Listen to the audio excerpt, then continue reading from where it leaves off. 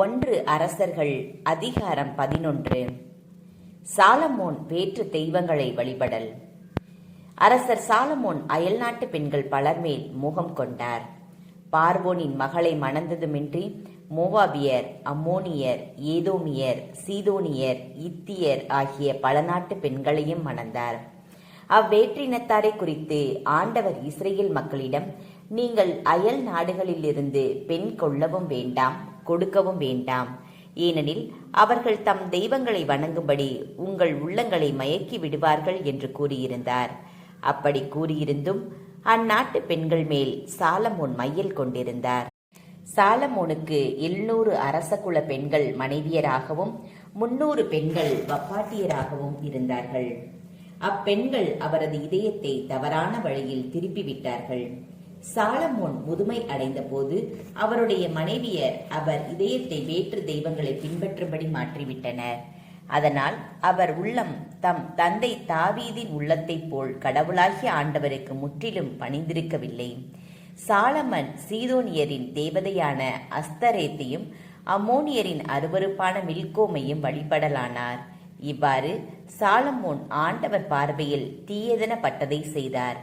தம் தந்தை தாவீது ஆண்டவரை முழுமையாக பின்பற்றியது போன்று அவர் செய்யவில்லை.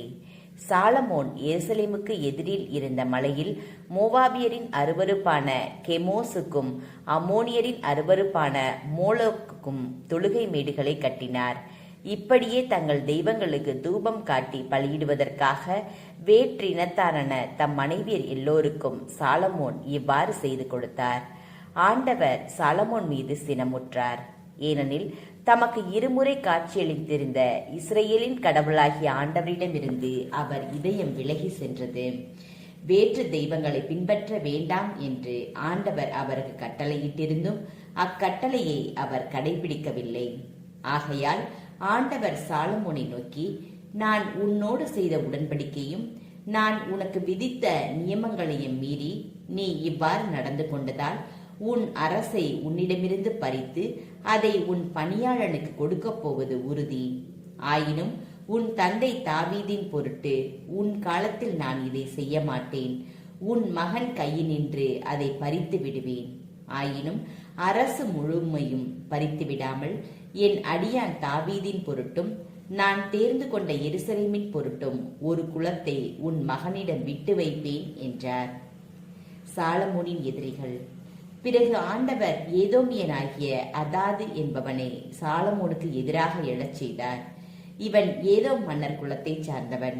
முன்பு தாவீது ஏதோமில் இருந்தபோது படைத்தலைவன் யோவாபு ஏதோமின் எல்லா ஆண்களையும் வெட்டி வீழ்த்தி புதைக்கச் சென்றார். யோவாபும் இஸ்ரேலர் அனைவரும் அங்கு 6 மாதம் தங்கியிருந்து ஏதோமில் இருந்த எல்லா ஆண்களையும் வெட்டி வீழ்த்தினர். ஆனால் அதாவது அவன் தந்தையின் ஏதோமிய பணியாளருள் சிலரோடு சேர்ந்து எகிப்துக்கு தப்பி ஓடி போனான். அப்போது அவன் சிறு பையனாயிருந்தான். அவர்கள் மிதியானிலிருந்து புறப்பட்டு பாரானுக்கு சென்று பாரானில் சில ஆட்களை சேர்த்து கொண்டு எகிப்திய அரசன் பார்வோனிடம் சென்றார்கள். பார்வோன் அதாதுக்கு வீடொன்று கொடுத்து உணவுக்கும் வழி செய்து நிலமும் அளித்தான். பார்வோனுக்கு அதாது மிகவும் உகந்தவனாய் இருந்தபடியால் தன் மனைவியும் அரசியுமான தகபெனேசின் தங்கையை அவனுக்கு மணமுடித்து வைத்தான். தகபெனேசின் தங்கையாகிய இவள் அவனுக்கு கெனுபத்து என்ற ஒரு மகனை பெற்றாள். தகப்பனேசு அவனை பார்வோன் வீட்டில் வளர்த்தாள். அப்படியே கெனுபத்து பார்வோனின் வீட்டில் அவனுடைய புதல்வருடன் வளர்ந்து வந்தான். தாவீது துயில் கொண்டு தம் மூதாதையரோடு சேர்ந்து கொண்டார் என்றும் படைத்தலைவர் யோவாபு இறந்துவிட்டார் என்றும் எகிப்தில் அதாது கேள்விப்பட்டு பார்வோனை நோக்கி, நான் என் சொந்த நாட்டுக்கு போக விரும்புகிறேன், என்னை அனுப்பி வைக்க வேண்டும் என்றான். அதற்கு பார்வோன், நீ உன் சொந்த நாட்டுக்கு போக விரும்புவது ஏன்? இங்கு உனக்கு என்ன குறை என்று கேட்டான். அதற்கு அவன், ஒரு குறையும் இல்லை, ஆயினும் எனக்கு போக விடைத்தாரும் என்றான்.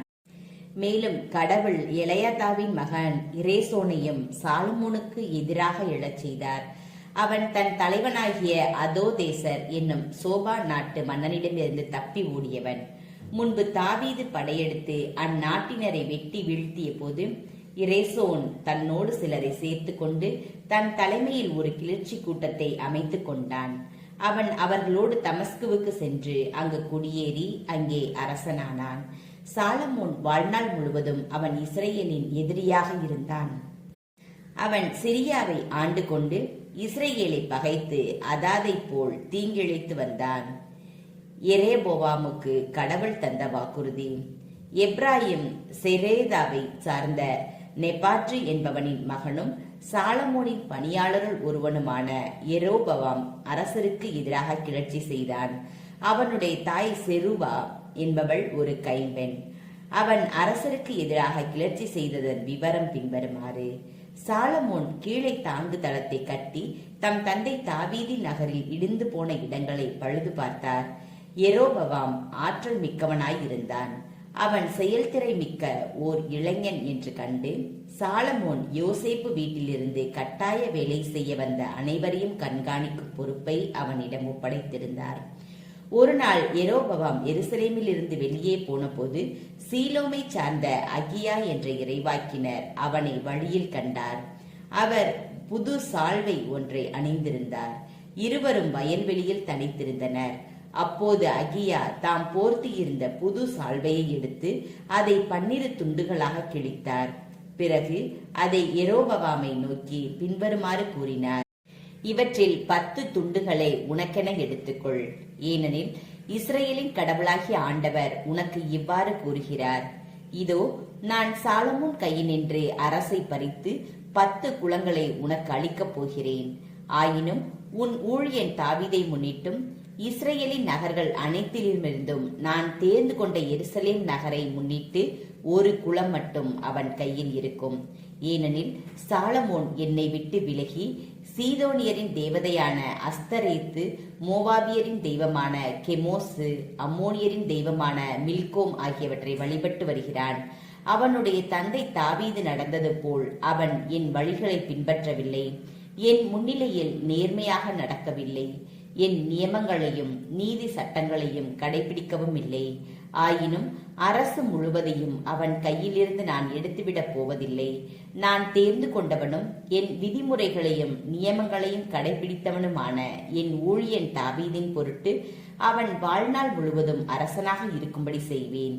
எனினும் அரசை அவன் மகன் கையிலிருந்து எடுத்து அதிலிருந்து 10 குளங்களை உனக்கு கொடுப்பேன். எனது பெயர் நிலைக்குமாறு நான் தேர்ந்து கொண்ட நகராகிய எருசலேமில் என் திருமுன் அடியான் தாவீதின் குலவிளக்கு எந்நாளும் என் முன்னிலையில் ஒளிரும் வண்ணம் நான் அவன் மகனுக்கு ஒரு குலத்தை அளிப்பேன். உன் விருப்பப்படியே நீ ஆட்சி செலுத்தும்படி உன்னை நான் இஸ்ரேலின் அரசனாய் அமர்த்துவேன். நான் கட்டளையிடும் அனைத்தையும் நீ கேட்டு என் வழிகளில் நடந்து என் ஊழியன் தாவீது செய்தது போல் என் நியமங்களையும் விதிமுறைகளையும் கைக்கொண்டு எனக்கு ஏற்புடையதை செய்தால் நான் உன்னோடு இருந்து தாவீதின் குடும்பத்தைப் போல் உன் குடும்பத்தையும் நிலைநாட்டி இஸ்ரேலை உன்னிடம் ஒப்படைப்பேன்.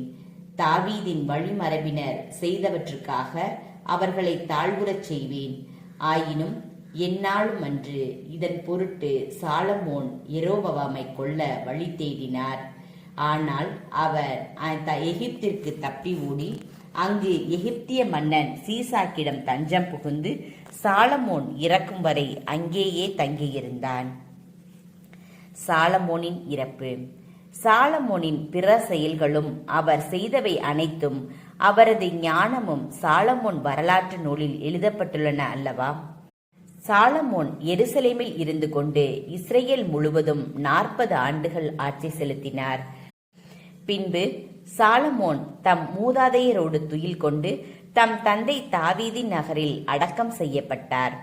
அவர் மகன் ரெகபெயாம் அவருக்கு பின் ஆட்சி செய்தான்.